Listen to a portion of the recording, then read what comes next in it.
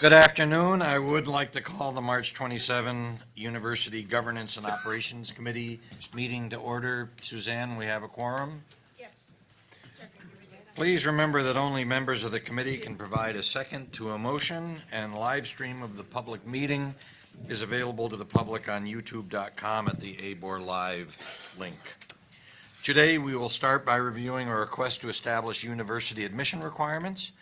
Following that, the committee will review 4 business, finance, and capital items, beginning with a financial status report on fiscal year 2025 for the second quarter, a review of the university's proposed graduate academic fees for sending to the full board, a review of sale of 5 acres of vacant land for NAU, and lastly, the committee will then review 2 policy proposals on first reading from the board office. Before moving to any of those items, we should approve the consent agenda. Items on the consent agenda include items 8 through 17. Does anyone have a conflict to declare before we vote? Seeing none, I move the committee forward to the board for approval items 8 through 17 listed on the consent agenda. Is there a second? Second. All in favor? Aye. Aye. Any opposed? Any abstentions? Thank you. Our first item is a request to establish admission requirements to align with the anticipated new board policy 2-105, quote, admission requirements, end quote. Andrew Comrie from the board office will present along with Jane Kuhn. We do have the university provost and enrollment managers present. We will ask you to stay seated until after the presentation, and then committee members, if you have questions for any of the provosts or enrollment managers, then we can bring them forward and have open season. Andrew? All right. Well, with that intimidating introduction. Be really good, Andrew. Thank you, Chair Goodyear, and thanks. You got the slides up. I've just got a small handful of slides just to remind everyone where we are and what is in front of you today.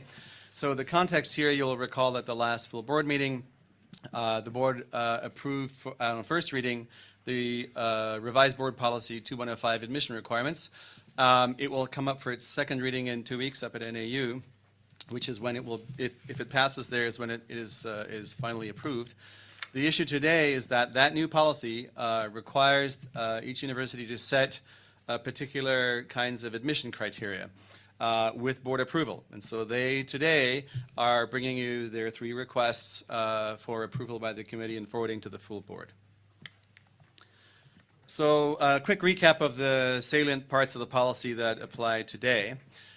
First of all, it's worth underlining, especially for the uninitiated, that the admission requirements at the universities are by and large going to be unchanged by this. From a student perspective, there's really not a lot of change. This is mostly, hopefully, a bureaucratic exercise. There's an asterisk there you'll see, as I'll cover in a minute. NAU is requesting a small modification of their current requirements. But beyond that, there is no difference. The changes to the policy were largely administrative and about clarifying a set of issues. I won't read what's on the screen. You'll remember we did this just a month or 2 ago. And the policy itself then has this particular set of details that we have to cover today, in that each university has to specify admissions criteria in 3 areas. There's actually a whole lot of others, but they're not for board approval, but these 3 are.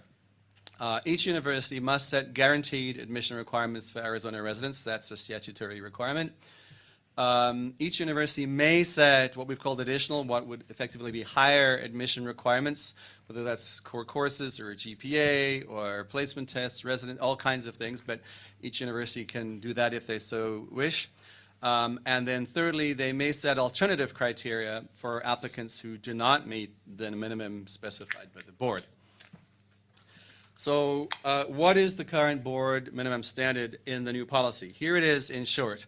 A high school GPA of 2.5 and at least 14 of the 16 credits that you see here. This is the old delegated admissions that is now going to be the new minimum admission standard. Same thing. You will see there 4 years of English, 4 years of math, and so on down the list. 2 years of second language, and then a year of fine arts or CTE. And those add up to 16. And the minimum is that you would have 14 of those 16 or better with a 2.5. And you'll see in the fine print at the bottom there, the two unselected, so number 15 or 16, cannot be in the same core subject, and they cannot be a combination of math and lab science. The idea there is, of course, to ensure breadth. And I emphasize that because it comes up in a second. So what do the requests look like? The details are in the board materials, and each university has 3 or 4 pages there of the details. But these are the 3 main categories that are highlighted. So first of all is the guaranteed admission, and then I'll go down to the other 2 afterwards. And you will see when I'm done with the 3 that ASU and U of A are essentially identical to their current criteria. So in ASU's case, they're requesting a 3.0 GPA in 16 core for the guaranteed admission, which is exactly what they have now. They are not imposing any additional or higher requirements. They will consider all applicants above the ABOR minimum. And then you will see there's 3 or 4 bullets there at the bottom for alternative criteria. I'll cover those in a second. Here's NAU. NAU's current admission pilot is actually a 2.75 GPA. Their request in this item is for a 2.5 GPA in 14 core credits. Also, no additional requirements in that middle row. And then you'll see a set at the bottom there, some of which are the same, like the 22-year and older and the appeal. And then another detail, which I will get into in just a second. And then U of A, very similar to what you see for ASU with the 3.0 in 16 core for guaranteed admission. No additional or higher requirements in the middle row. And then a couple of bullets there in the bottom right. I'm going to get into the bottom row details next. So here are those alternative criteria. So each university, per policy, currently and under the new policy, will and does admit some applicants who do not meet the ABOR minimum. There's all kinds of reasons for that. These are not usually large quantities of students, but they do. And right now in policy and in the new policy, the universities have discretion to admit students who are 22 years or older because they're sufficiently far out of high school that other things may come into play in the admission decision. And the minimum there would be to have a high school diploma. Often those students will have more, but that would be the minimum. And all 3 have requested that as one of their alternatives. And then all 3 you saw there have an admissions appeal process as well, so that in individual cases, the student can request that, or the applicant, if there's a particular extenuating circumstance. ASU's alternative criteria, if you don't meet the 2.5 minimum and or the 14-unit minimum, then they will also consider you if you are in the top 25% of your high school class, or if you meet specified ACT or SAT standardized test scores, and the exact numbers are in the materials. So that's their other alternative criteria in addition to the 2 at the top. For NAU, they currently have their admission pilot, which, and the aim of that is to broaden access and also to align the admission criteria with Arizona high school graduation requirements. There's a GPA component that I mentioned briefly before. They're requesting a 2.5 GPA, which would be a slight expansion from the current 2.75 GPA for their guaranteed admission, the 2.5 still being the minimum. And then the 14 core courses are the same numerically, but with the following exception. You'll see there 2 years of second language is not required under this, the pilot, and that's because Arizona high schools don't require a second language to graduate. So there are some graduates who do not have second language, and with the access concept behind this, that's why that isn't there. And then also, they will accept any high school math course for the 4th year math requirement, so it doesn't necessarily have to have Algebra 2 as a requirement, which is one of the fine print requirements otherwise in the minimum. So that's the NAU request. And then the U of A request is pretty standard, as you saw. I wanted to call out one detail, which is that you all know UAGC is aimed largely at working age students, but they have some students who are under age 22. So for those who are not 22 or older and who do not meet the minimum, then the high school diploma is a sufficient alternative there. They have an earned admission or a conditional admission process there for those students to take courses and get admitted. That is the current and has been the current UAGC rule. That's just where it fits in this new configuration. I wanted to call out that essentially all these alternative criteria are what applies right now. So there's no fundamental change with that subtle exception of the UA GPA, guaranteed admission GPA requirement. That's the only difference. As I mentioned before, the main way that students and counselors and parents see this is not in our fine print in our policy. You'll be shocked to learn, but is of course on the university website, admission websites, and that will continue to be the case where they can take these very particular technical definitions that we're looking at and turn them into a student-friendly form, and so that they're understandable and easy to market from the university's point of view. Next steps for you.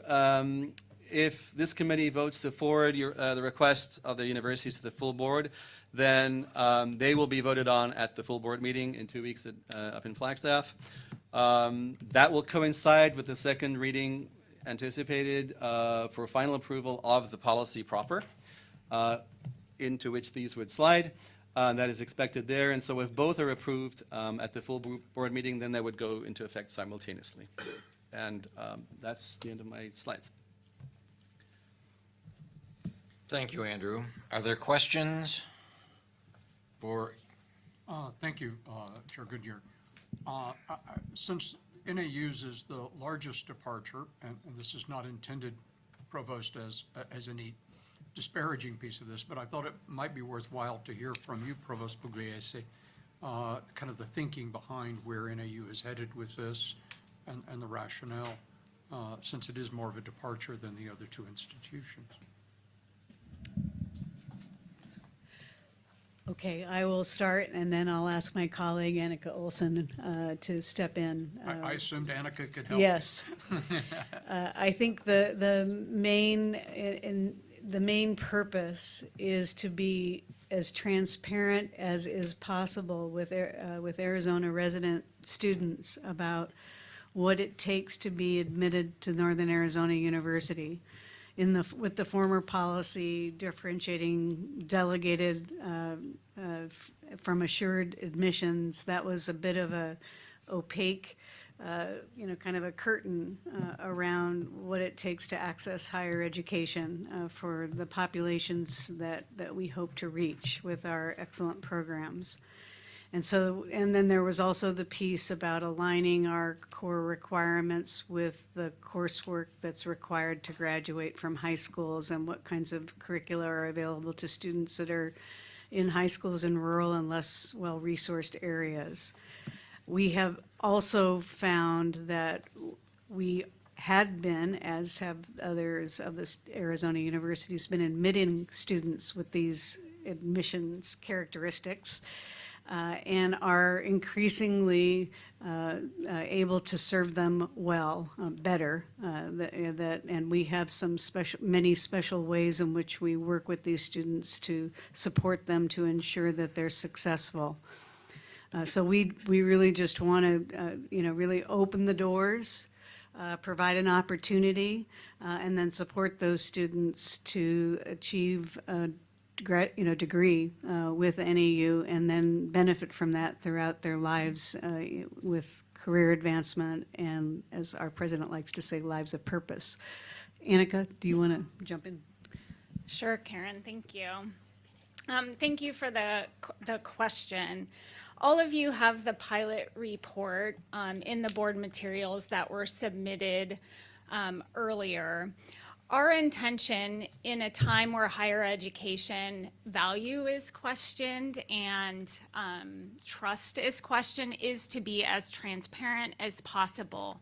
We have been admitting students down to a 2.5. Our sister institutions have as well, and we continue to look at those students individually. Our intention is to admit students who will succeed.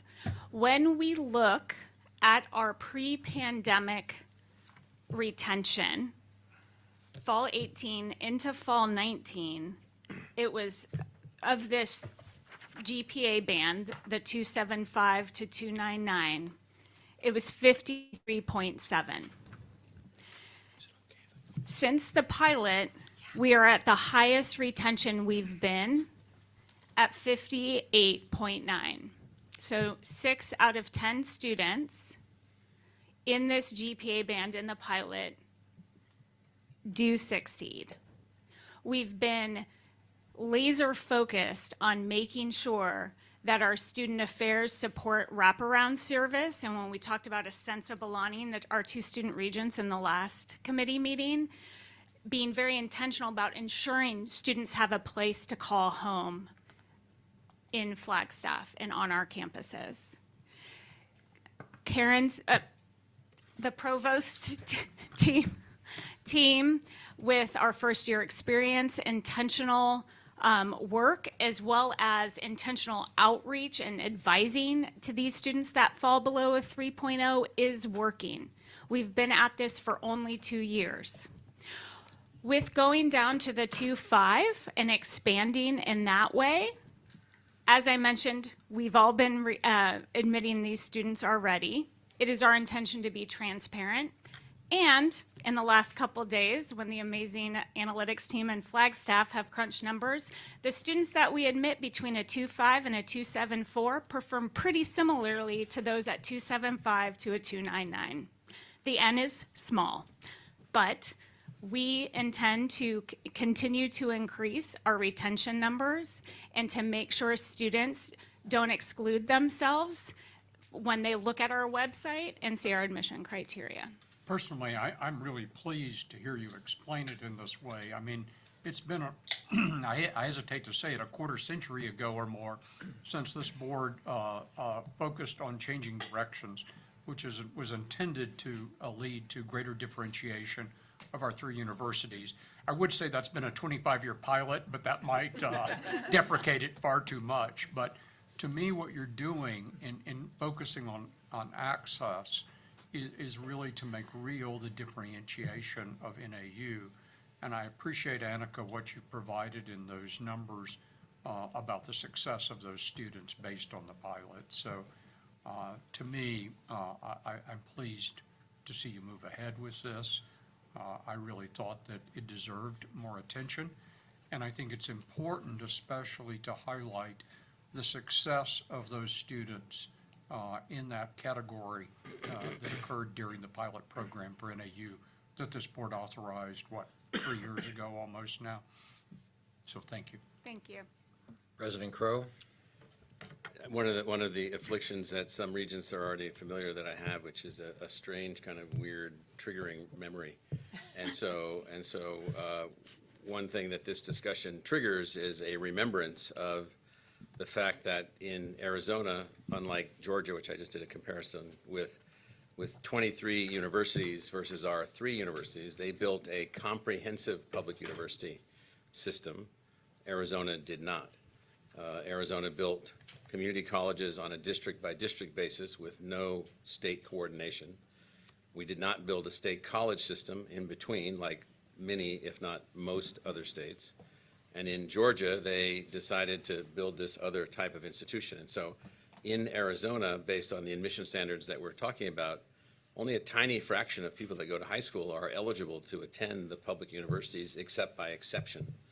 And so for some time, this body has been debating trying to get that admission rate down to a completely acceptable admission rate, 2.5, let's call it, which is common in other states and other places, to provide more access to a state with very low college going rates. And so the process, just to be clear, in Georgia, there's no tuition to go to a public university in Georgia if you leave high school with a B average in Georgia.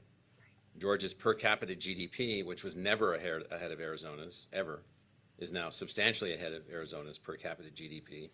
And the reason is that they have more college-going opportunities. And so whatever any of us can do, and I can just remind the regents what we're doing, and so we have now a thing called our Pathways program, where you earn your way into the university regardless of your previous academic performance by demonstrating your academic ability so that we can widen the aperture. So we had talked about strategically NAU, and that's why I'm commenting on it, even though I'm not NAU. that NAU was going to evolve in a direction where it was going to more rapidly than the present discussion indicates, move to a lower admission rate and also move to the building ultimately of some state college type things along the way. And what I can say from the broader perspective is that this is very significantly needed to enhance the college going rate in Arizona. Thank you, President Crow. Chair Mata? Thank you.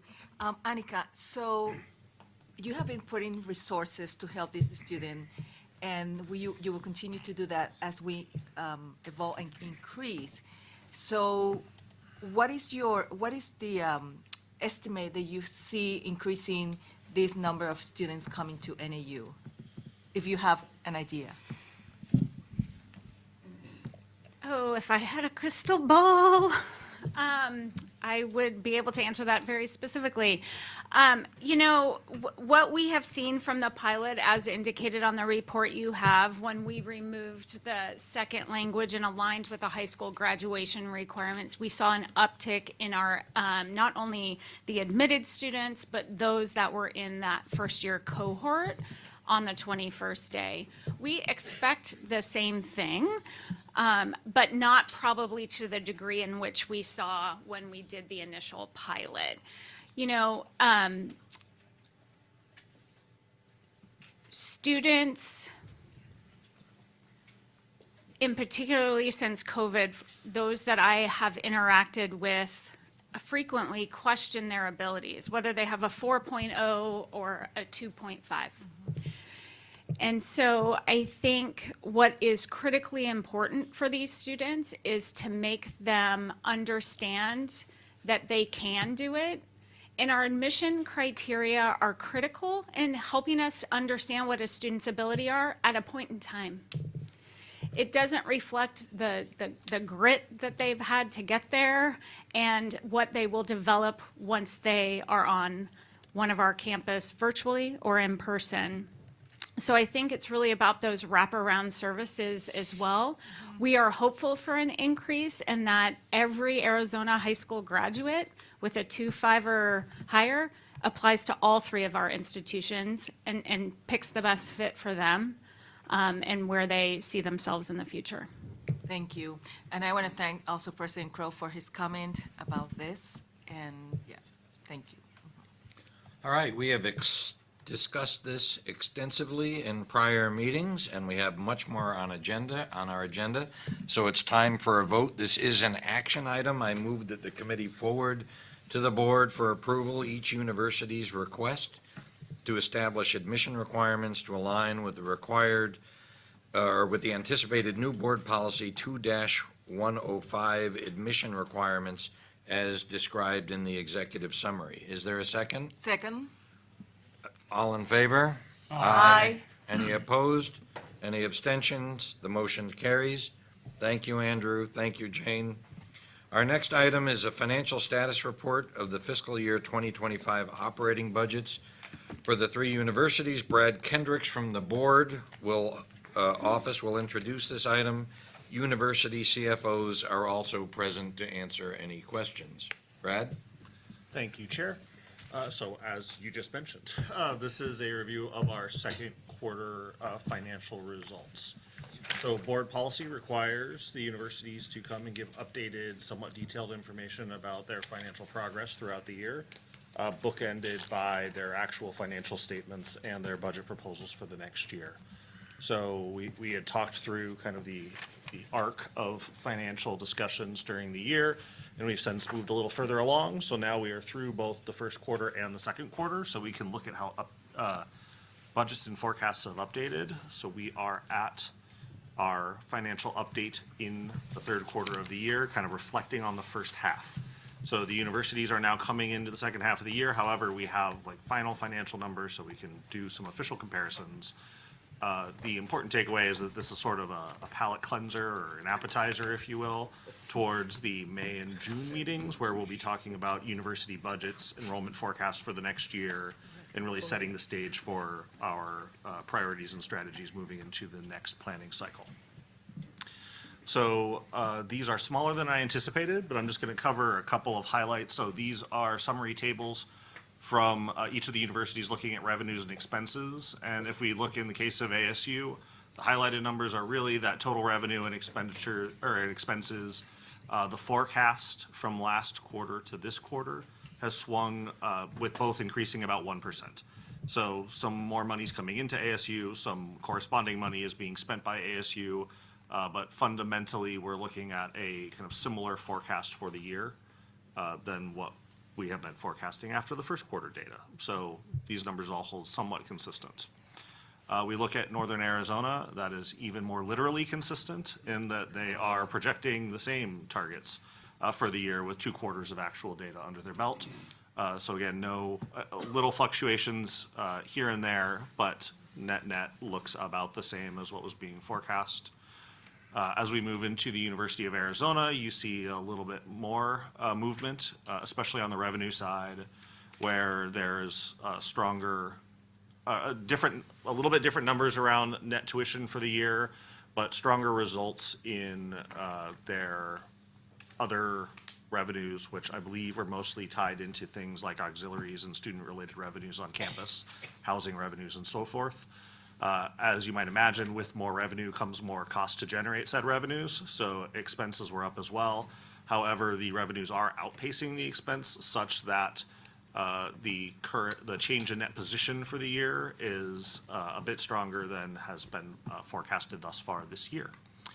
So some slightly good news in the University of Arizona camp. So moving through that, we'll just cover a couple of top line pieces again. So that bottom line again, change in net position. We have what 24 looked like, what we thought 25 would look like, and then the updated projections for the first quarter and the second quarter, and then change therein. So for ASU net position, we see a slight downtick from our last quarter's budget in projected net position. With ASU, it's a slight increase, and then it's a decently larger increase in the University of Arizona situation. And then lastly, we look at liquidity, which is our days cash on hand metric. So both ASU and NAU are slightly improved or in the same territory and well within what the board's required ranges. U of A remains outside of the range, though I've upgraded them to a yellowish hue because of the fact that it is not declining anymore. So with that, I think we'll leave. This is our quarterly update, and I will now offer up the CFOs to answer any more pointed questions you might have. Are there questions from the board? Brad, that was a brilliant update. There you go. You've answered every question so that we have none. This was a discussion item only, so it does not require action. Item 3 will be a review of the university's proposed adjustments to approve tuition and fees for approval. Brad will introduce this item, and then we will hear from the universities to summarize their proposed fee adjustments. Brad? Thank you, Chair. So just by brief reintroduction, so current board policy and practice requires that any time a tuition level or a new fee is established, that the board needs to explicitly approve that. However, once those tuition and fees are approved, they are allowed to be managed by the university presidents through an established process, as long as the changes in those tuition and fees don't exceed the maximum growth rate that is allowed by board policy. So each year, once or twice a year, we open up the conversation for any new programs or any other kinds of exceptions that the university wants to propose. So earlier today, we had a hearing about the small set of additional academic fees that the universities are proposing to add in order to bring them into the catalog of available fees. So I would like to ask each CFO or provost or president, as the case may be, to briefly comment on the fees for their universities. And Dr. Crow, you can take the lead, and then. Well, ours is a very simple proposal, so we're within Regents' policy relative to tuition and fee adjustments. We have 10 adjustments, 8 of which are minor adjustments to graduate student degree fees and 2 new fees, which require the board's approval also. Just to be clear, to remind the board, graduate tuition and graduate fees are allowed to be set by the university with the approval of the board according to market. What do we believe is the best position for the tuition price for these programs. And so 2 of these 10 fees are new and 8 are minor adjustments to existing fees. These fees in these programs are necessary for the specific graduate students to have the quality of assets and support and so forth and so on for these programs to be successful. They're also, to the perspective of the board itself, and I hesitate to speak with financial reality, they are mechanisms by which we finance the institution. And so every step that we take to acquire resources is to acquire resources to finance the institution. We seek no profit. We have no shareholders other than the people of Arizona. We are not creating wealth for individuals by profit-making like some for-profit universities do. More power to them, but that's not what we do. We seek resources to deliver the highest quality programs that we possibly can, and these 10 fees are related to that. NAU. Right about it. We're just proposing one new graduate program fee, and that's for our graduate level leadership programs in our College of Education. NAU, as you know, has an important role that it plays in the state in preparing leaders for schools and community colleges as well. And so it is a very modest fee, well within the market context for our master's through educational doctorate programs in the College of Education.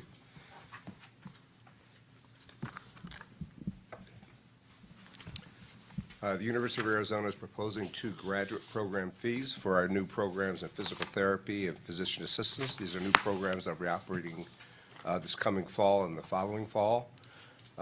These are high-demand fields, very important for healthcare provision for the state, and we're very eager to begin these programs in the fall. Are there questions for either Brad or any of the university representatives? Seeing none, this is an action item. I move that the committee forward to the board for approval the university's proposed graduate academic fees for ASU, Northern Arizona University, and the University of Arizona for 2025-2026, as described in the executive summary. Is there a second? Second. All in favor? Aye. Any opposed? Any abstentions? The motion will be forwarded on to the full board.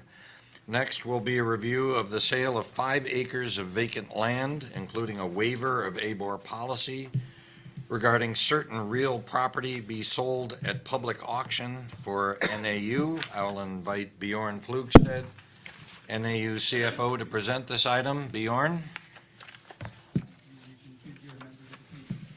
Before you have NAU's proposed sale of 5 acres, as was noted. This is the result of a unsolicited inquiry in terms of interest to sell these 5 acres of undeveloped and vacant land on the east part of Flagstaff.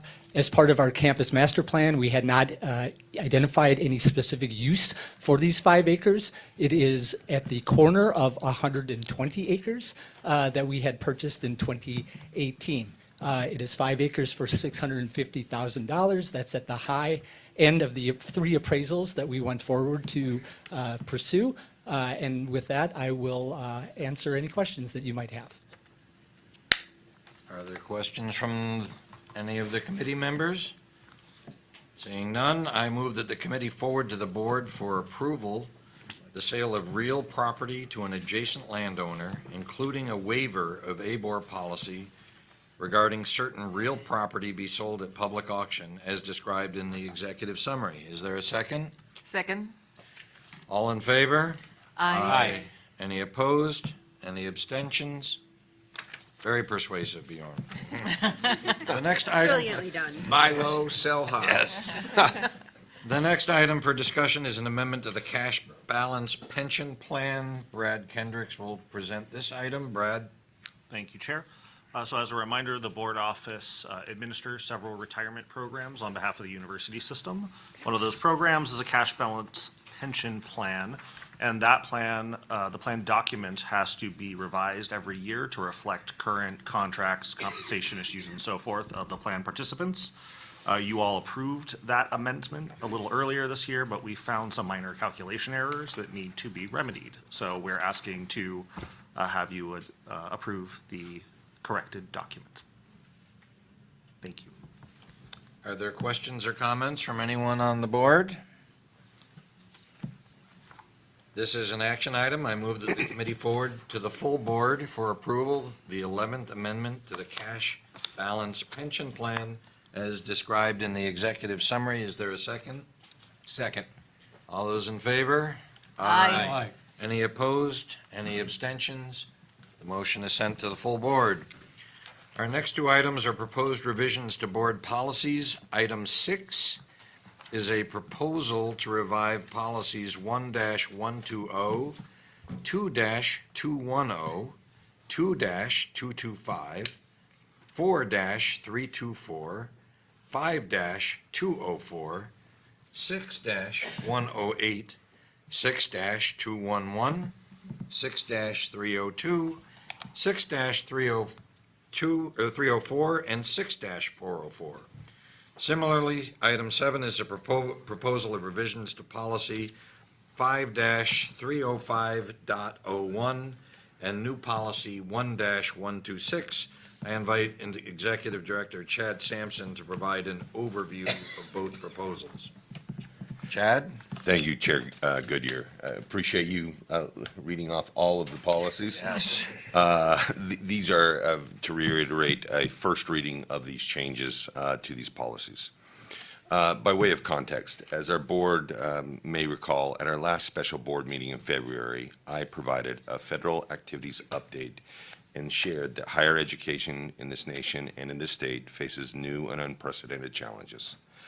Board staff, along with the universities, and I know every member of this board, is closely monitoring these near daily changes. ABOR and our universities follow the laws that govern us, and as our biggest funder and our largest amount of funding provided, a funder responsible for faculty jobs and compensation, student grants and financial aid and loans, and so much more, the federal government has made its intentions clear. The President's executive order revoked certain federal affirmative action requirements and also directed agencies to continue enforcing federal laws prohibiting discrimination. Our staff at ABOR, in collaboration with the universities, has reviewed ABOR policies and found that they expressly require compliance with federal and state laws prohibiting discrimination and harassment. In addition, our staff found several policies that can be clarified to remove outdated references. We also took this opportunity to more clearly describe the board and university's continued compliance with laws prohibiting discrimination and our ongoing commitment to providing access to Arizona's public universities for all students. In addition, at the request of the Arizona Faculty's Council, you have before you a new anti-doxing policy and the inclusion of a revision to our prohibition against support for terrorism policy that includes domestic terrorism groups in addition to foreign terrorism groups. The board wants to ensure that speech of faculty, students, and staff is not chilled by threats of violence, reputational harm, or financial liability. Similarly, the board wants to protect students, faculty, and staff from domestic and foreign terrorist organizations.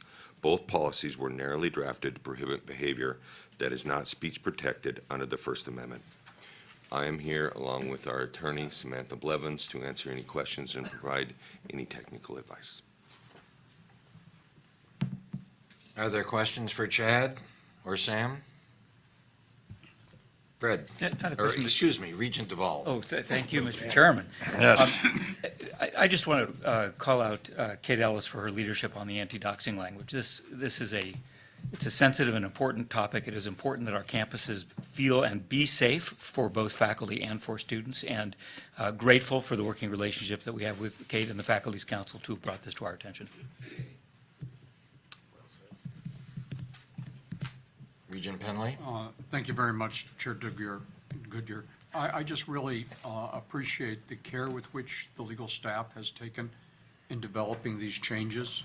I see them as appropriately drawn at this point within the constraints that we face, without changes that weren't particularly necessary. So the care that the legal staff has used, I appreciate very much, and I laud them for that. Thank you. Further questions? These are both action items, therefore we will have two separate motions. For item 6, I move that the committee forward to the full board for first reading the proposed board revision of ABOR policies 1-120, equality of opportunity, 2-210, general education, 2-225, academic program review, 4-324, special purpose scholarships supported by independent funds, 5-204.1, early outreach to other educational systems and ethnic minority communities, 6-108, evaluation of administrators, 6-211, evaluation of faculty, 6-302, conditions of service for academic professionals, 6-304, evaluation of professional staff, and 6-404, evaluation of classified staff as described in the executive summary. Is there a second? Second? All in favor? Aye. Any opposed? Any abstentions? This will go to the full board. For item 7, I move that the committee forward to the board for first reading the proposed revision of ABOR policy 5-305.01, prohibition on support for foreign terrorist organizations by student groups and organizations, and new ABOR policy 1-126, anti-doxing policy, as described in the executive summary. Is there a second? Second. All in favor? Aye. Any opposed? Any abstentions? The motion will be forwarded to the full board. I would like to also reiterate what Regent Duval said, Kate, about to thank you for your help in making this happen.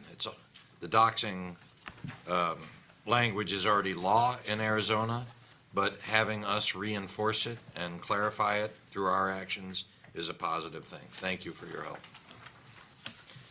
With that, this concludes the University and Governance and Operations Committee. Thank you for participating. We are adjourned.